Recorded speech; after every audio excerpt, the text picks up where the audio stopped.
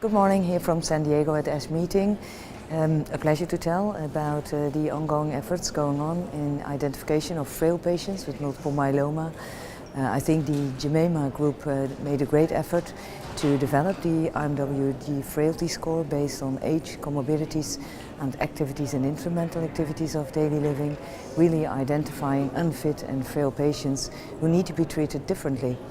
But there's an ongoing effort to try to improve the frailty index, and that has several reasons.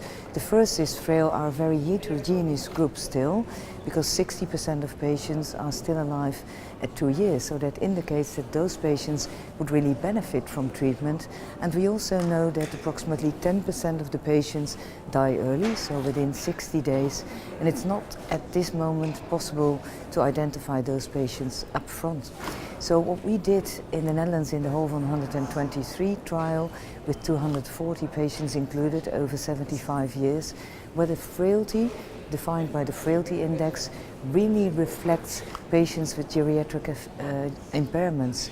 So we investigated not only the functional impairments, so ADL and IADL, but we also looked at cognitive, at mental, and also at nutritional impairments.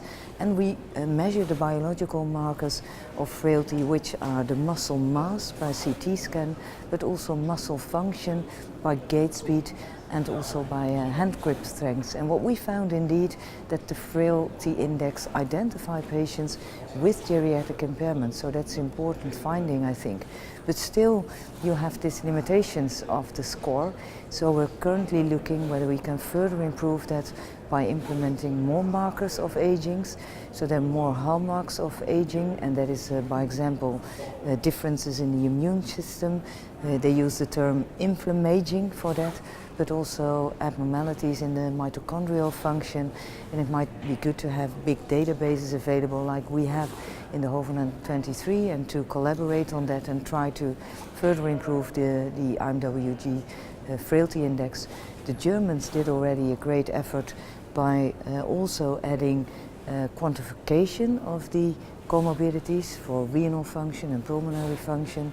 They added also the disease characteristics, which are the cytogenetics, and they were able to identify 12% of frail patients who seem not to benefit from treatment. So several things are going on.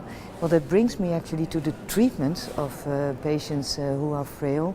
We really need now specifically designed trials for frail patients, and we were able as a HOVON to present the first data on such a trial specifically in unfit and frail patients, and we used a combination of ixazomib and daratumumab, which was found to be very feasible. We didn't observe with short follow-up no early mortality with this regimen in the unfit patients with ixazomib, daratumumab, and in the frail patients, which is really a frail population not included in other studies, the early mortality rate was below 10%. So also the treatment is of importance in the definition of frailty, because frail is not always frail. The treatment might make a patient less frail than you would expect it.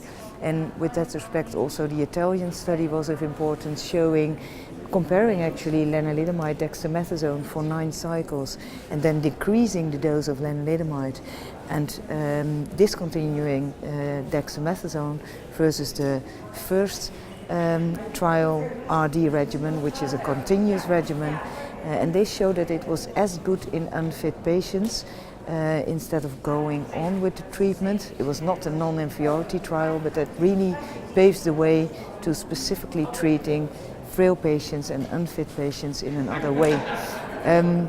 Lastly, they found 10% or 9% of early mortality with this regimen.